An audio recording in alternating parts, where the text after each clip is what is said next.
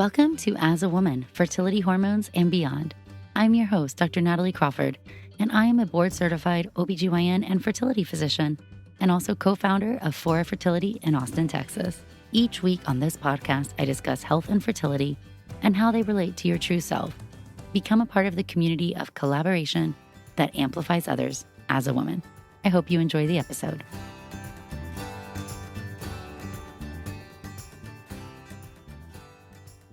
Hello and welcome back to the As a Woman podcast.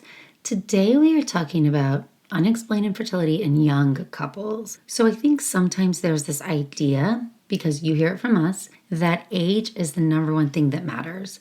And it is a very top determining factor in success, especially as we get older. But that doesn't mean that young age will trump everything and that young patients don't also have issues. So today, going through some of the facts and talking about fertility testing and unexplained infertility, and really just diving into when you're younger and you have infertility. I think we talk about when you're older and you have infertility more commonly. Here on the As a Woman podcast, my goal is that you can learn more about your body, health, fertility, hormones. You can live a healthier life. It'll help you get pregnant easier. But really, my honest goal is for you to be the one with the knowledge you need to be making the decisions that are important to you. Too often, time makes a decision for us, or we didn't have all the data we needed in order to make the best decision possible. And that's just unacceptable to me. So we're really trying to change the narrative here, and I believe it all starts with education.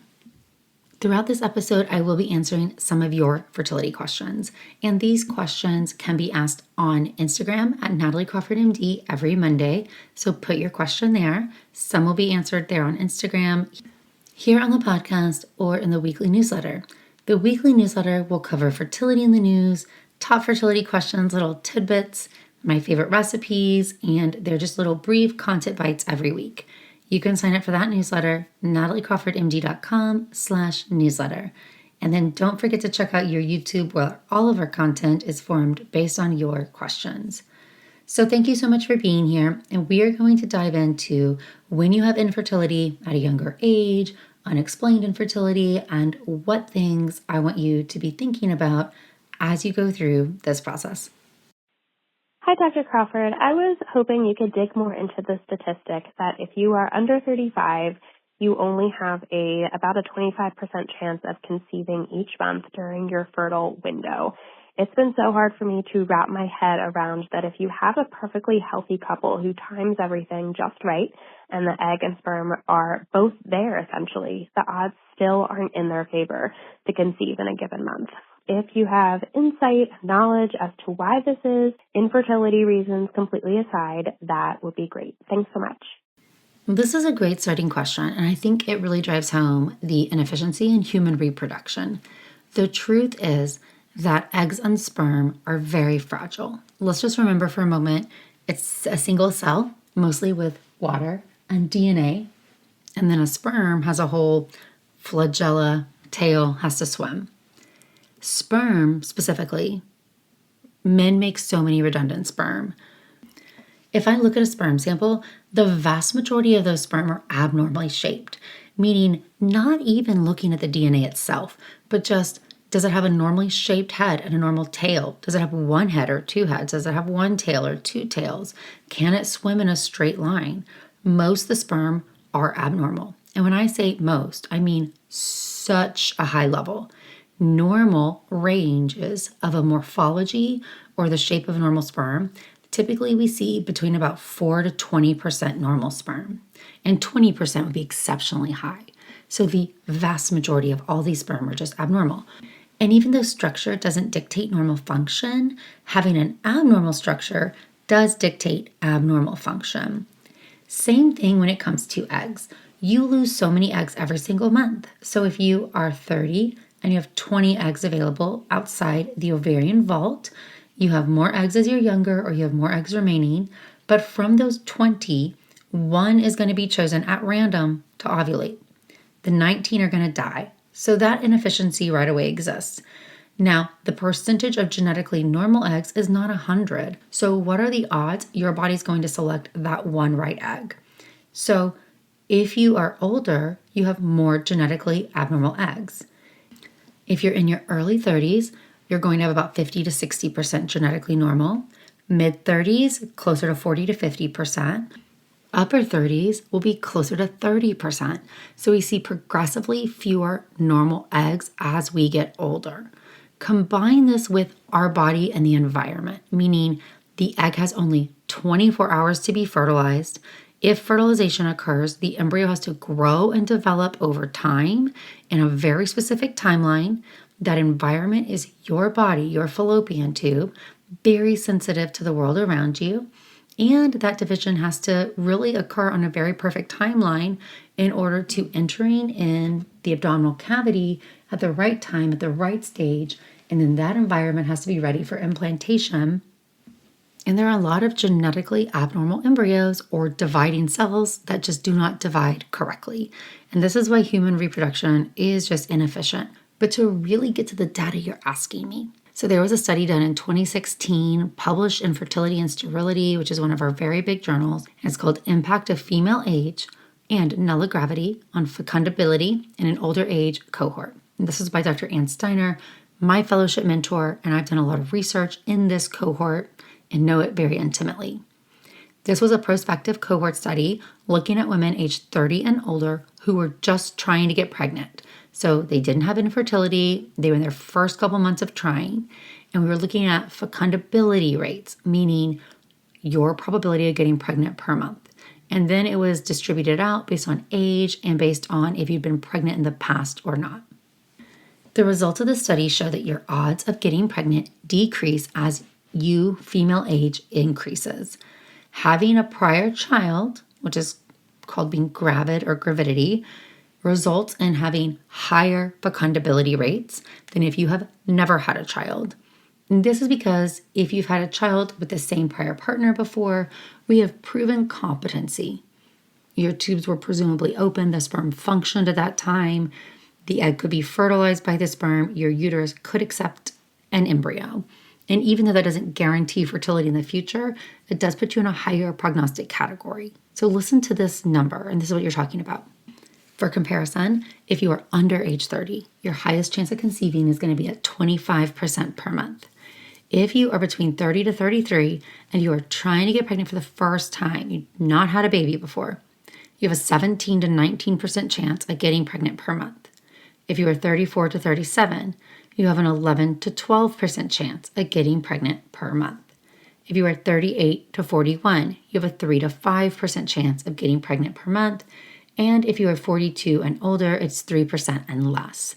So we see, as we get older, a lower chance per month.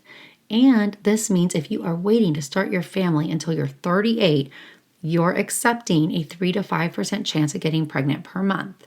And there might be underlying infertility factors that we just don't know about. And you also have a higher rate of miscarriage at the same time.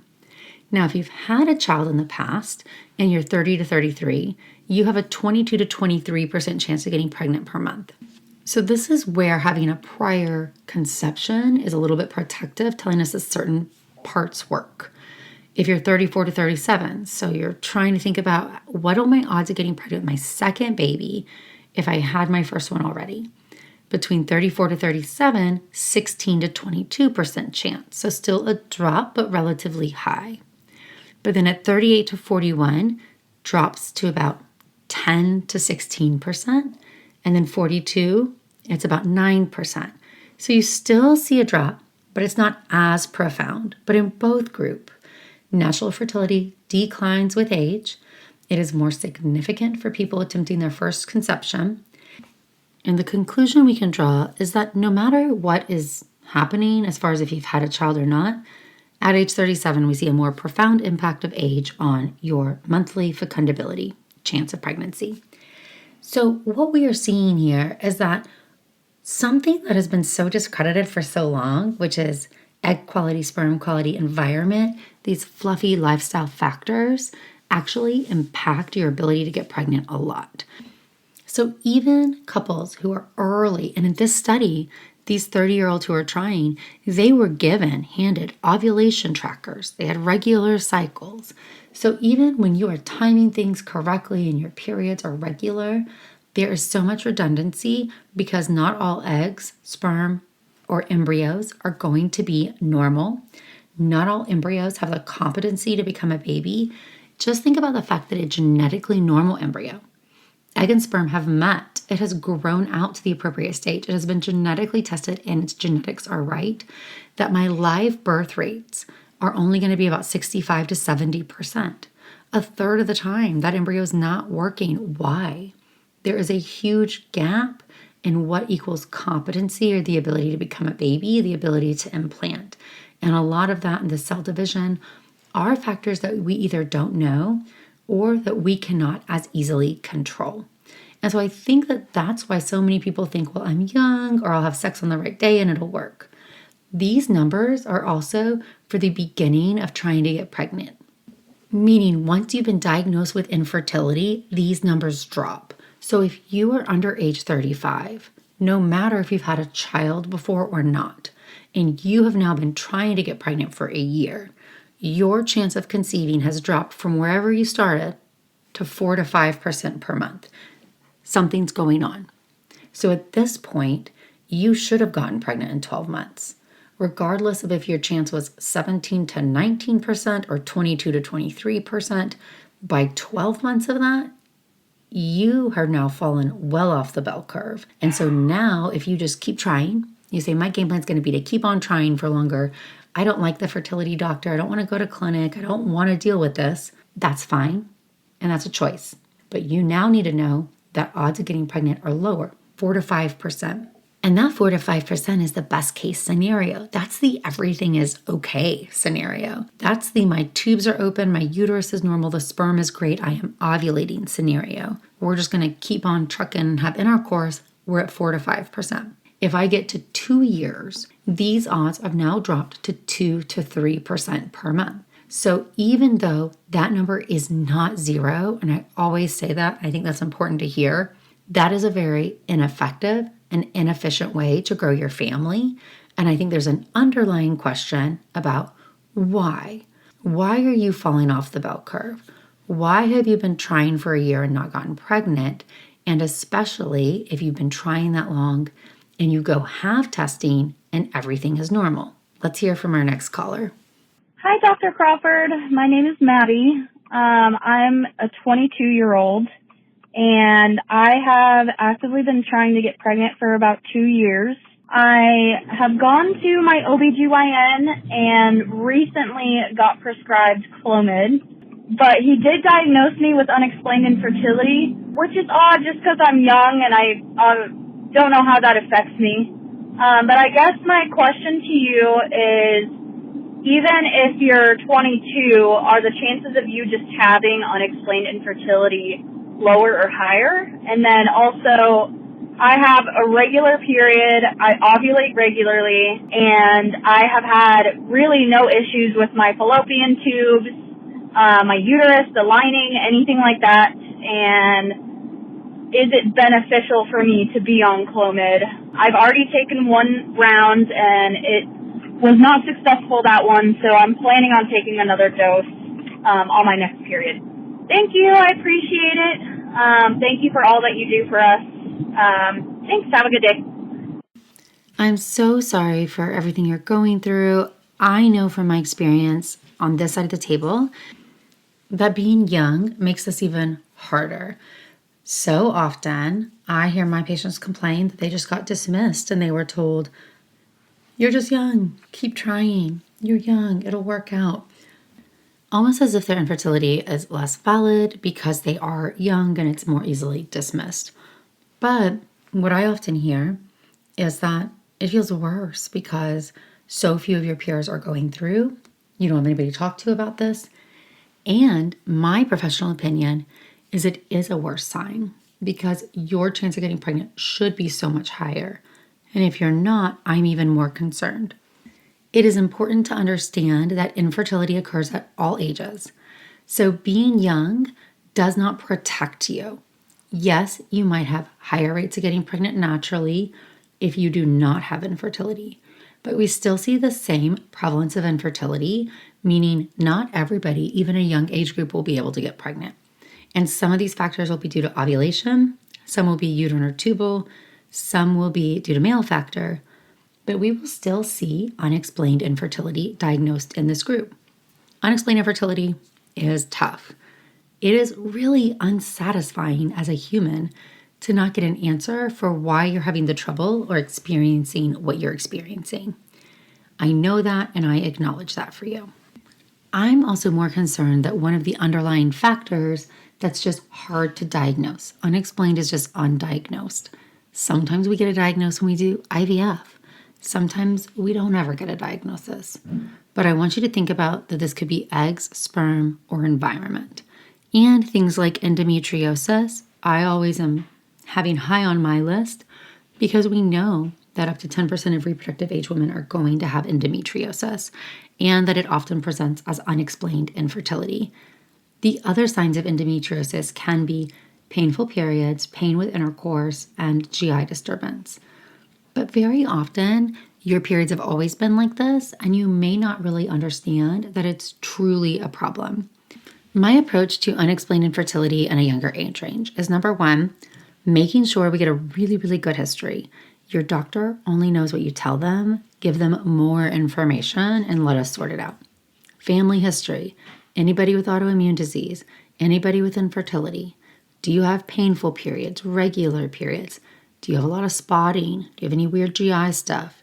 Any other diagnoses or things you've had in the past or weird symptoms that never found an answer to? Tell them all of that. I also think that it's important to make sure you really had a full evaluation. Sometimes our OB will try to help us out, especially if you're younger or if you have less resources or there's not an REI close to you. And they might say, well, you're ovulating, you're having sex, so it's unexplained. But remember to get the full diagnosis, you have to have had testing. So confirm you ovulate, make sure that the inside of the uterus and the fallopian tubes are open. A transvaginal ultrasound alone does not do this. That is with a HSG, a hysterosalpingogram or an X-ray dye test, or a Femvua saline sonogram, which is a water air bubble type test in the office, and a semen analysis. You can't get unexplained until you've had all of those. I treat unexplained infertility as endometriosis or autoimmune disease until proven otherwise. So that's the approach that I take, but not everybody does. So if you think you could have endo by listening to some of those signs and symptoms, please bring it up to your doctor. When it comes to infertility, if you have unexplained infertility, you're in your 20s, you've been trying for a year, your chance of getting pregnant has now dropped, right? It's gone from the 25% to the 4 to 5%. At 2 years, it's 2 to 3%. That number is not zero, but that's a very ineffective way to have a family. And so we really want to try to accelerate and improve those odds where we can. Lifestyle changes to decrease inflammation, yes. This is an opportunity where if you have signs or symptoms of endometriosis, I sometimes do consider recommending surgery to get the diagnosis and excision of the lesions. After that, you might have about 6 months of an improved pregnancy rate.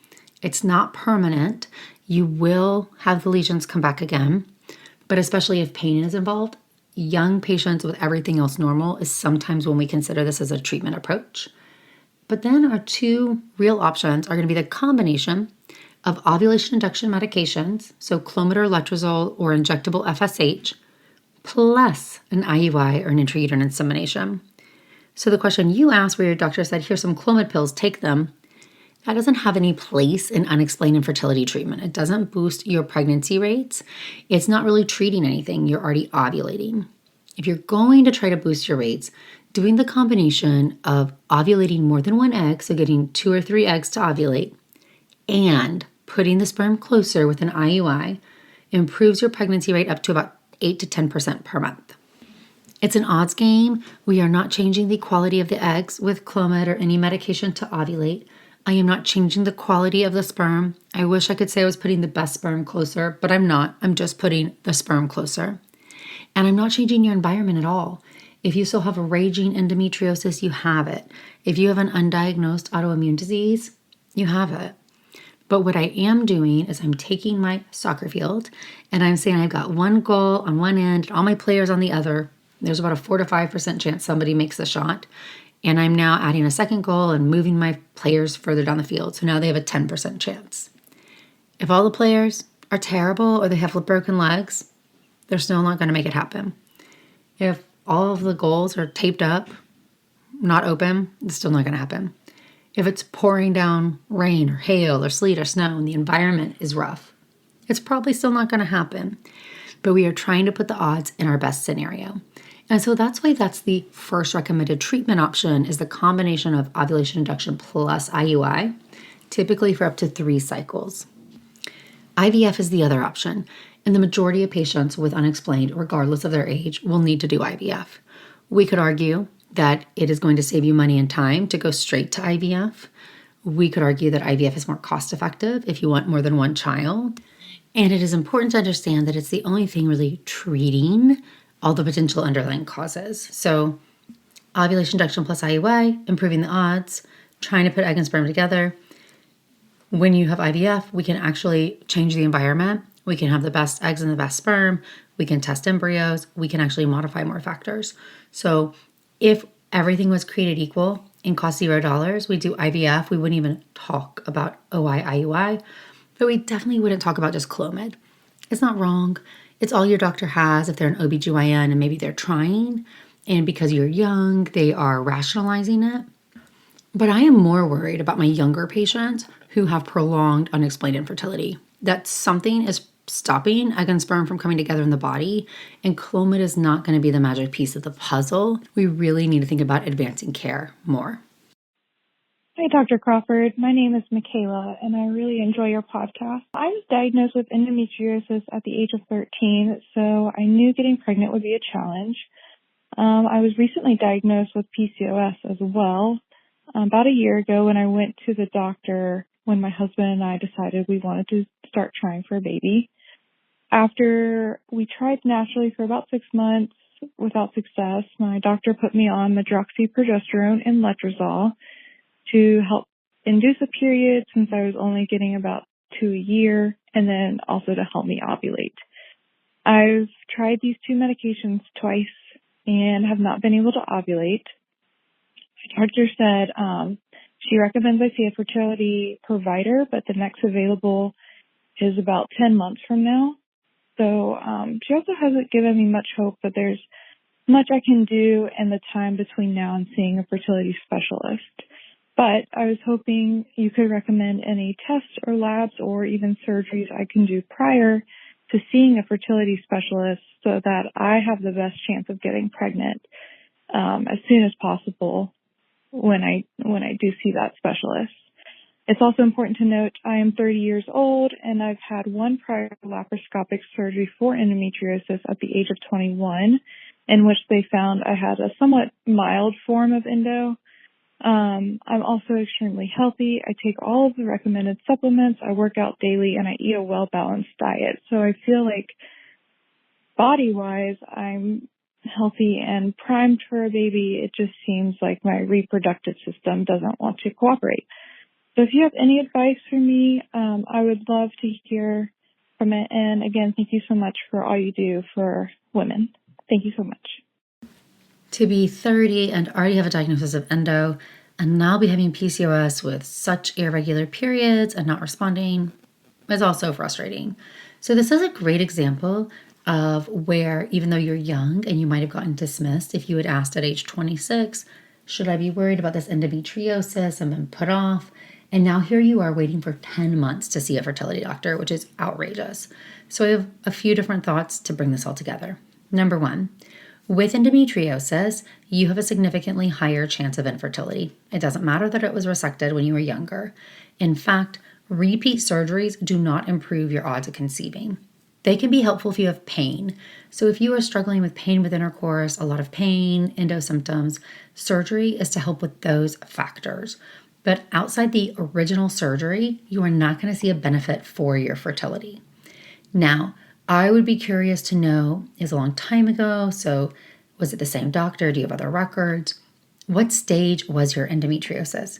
Because if it was stage 3 or 4, Stage of endometriosis correlates with the degree of infertility. Doesn't necessarily correlate with symptoms, meaning you can have very minimal symptoms but have severe disease, etc. 1 and 2, minimal and mild. 3 and 4, moderate and severe. Stage 3 and 4 disease, the vast majority of people are not going to get pregnant without IVF. That is because of the huge inflammatory burden your body has seen. Stage 1 or 2 often can get pregnant with lesser aggressive techniques, or it's at least worth trying. So if you had stage 3 or 4 disease, I would not be wasting 10 months waiting to get in to then see somebody and then go through this whole rigmarole with ovulation induction, because it is highly unlikely to be successful, and I would start mentally, financially, physically preparing myself for IVF. Now, number 2, 10 months is too long to wait, regardless of your age. And I don't know what the scenario is. Is this the only office your doctor recommended? Is it just the closest one? Are there others available? Would you be willing to travel? And I know I have friends, I have patients who come from care deserts, and there's maybe one fertility clinic and a 10-month wait is very, very normal. But I can get most patients in within 4 weeks. And a lot of us work really hard to try to not make time such an important factor in your journey. A lot of us do telemedicine for our first visit. You may not even have to travel somewhere for that first visit. You might be able to see somebody on telemedicine, even if they're not the closest place to you. So I would dig in and research different fertility clinics. What are other options? Try to get an appointment somewhere sooner. You can also call back to this clinic and say, hey, is this really the soonest appointment? Can I be put on a wait list? Has anybody canceled this week? There might be a way for you to get moved up and be seen sooner. And I know we will often have last minute cancellations for a variety of reasons, and we have a list that we pull from. So that scheduler can be your best friend. Call and make friends with the scheduler. Now, when it comes to what you should be doing in the time frame and what do you do since you haven't ovulated, your doctor's not wrong. They're trying what they can, right? If you only have a couple periods a year, trying to get yourself to ovulate, often you will need a combination of a progesterone, like Provera, medroxyprogesterone, and then ovulation induction medication like letrozole or Clomid. Letrozole is the drug of choice for PCOS. We can increase it in dose, and probably your OB reached the threshold they feel comfortable. You need better monitoring, and this is why they're sending you to a fertility clinic. What can you do to try to set yourself up for success? Because what other tests are there? A lot of fertility clinics will actually do testing for outside monitoring, meaning you could ask your OB if they would order a semen analysis for your partner and an evaluation of your uterus and fallopian tubes for you. So that's an X-ray test and HSG. Maybe it's done at your clinic. Maybe it's done at a radiology place. The semen analysis can go to the fertility clinic, and at least you can be collecting data on all the pieces of the puzzle. You get that done before your appointment. They have it at the appointment. That will get you into treatment faster. Trying to make sure that you are controlling the other variables. So especially with PCOS, if you are overweight, this is a good time to work on weight loss. Remember, those extra fat cells make estrogen, which can negatively feed back to the brain, essentially providing static interference, and the brain cannot interpret hormone sounds as good. So anything that you can do when it comes to losing weight, if that's a factor, changing up your diet, eat a lot of whole foods, limit processed foods, refined foods, make sure you're getting enough sleep, eliminate other toxins, think about stress management, and exercise, especially for PCOS, build muscle. Muscle fights insulin resistance. And don't forget sperm, meaning they need to do the same thing. Decrease inflammation, healthy habits. You can make such a change in 10 months as far as your lifestyle, what you put in and on your body, your daily habits. So I would work on all of that. If it hasn't been done, ask your OB for testing for an AMH, check of your ovarian reserve, other factors for irregular cycles. That should be a thyroid and a prolactin level at minimum, a hemoglobin A1C, which is a screening test for insulin resistance, and a vitamin D level. Those are all things which can be modified and take time. And then make sure your OB's done your preconception testing, which is some of the stuff I already mentioned, in addition to checking to see if you're immune to rubella or varicella. If you're not, you'd want to get a booster vaccine and wait a small amount of time before trying to get pregnant. See what your blood type is, and screen you for any genetic diseases to make sure you and your partner are not carriers of the same disease. That test can take some time to come back, and if you're both carriers of something like cystic fibrosis or spinal muscular atrophy, it might severely change your plan. So make sure all of your preconception testing has been done, make sure you've had the blood work for irregular cycles, and complete out the fertility evaluation with anatomy and a semen analysis. Repeat surgery, not recommended unless you've got pain. And then think about what stage was your endo and think about what will be the best next steps for you. And I would strongly consider making friends with the scheduler, see if you can get on for an earlier appointment, or look at other options because 10 months is just too long. Sending you all the love and hoping for an update with the best. All right, friends, so everybody in this episode is 30 or younger and struggling as well. So hopefully if you are young, you understand that that doesn't mean infertility will not happen. And I'm always more concerned that more is going on. When I see young patients with infertility, I take it more seriously instead of less seriously. Yes, you might ultimately have higher outcome with certain treatments, and that's phenomenal. That is only a testament towards getting in and getting your data and an evaluation sooner is better. Ultimately, if you have any fertility questions, please ask. This is how we decide what to cover. You can call and leave your question on the As a Woman voicemail at 657-229-3672. Again, that is 657-229-3672. You can also leave any of your questions on Instagram at nataliecrawfordmd on Monday. Thank you, friends.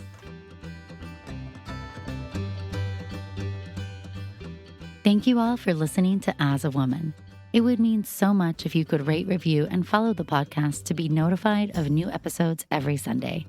I hope you learned something new, and I hope you share it with someone in your life. Be sure to follow along on Instagram at nataliecrawfordmd and check out the YouTube channel Natalie Crawford MD.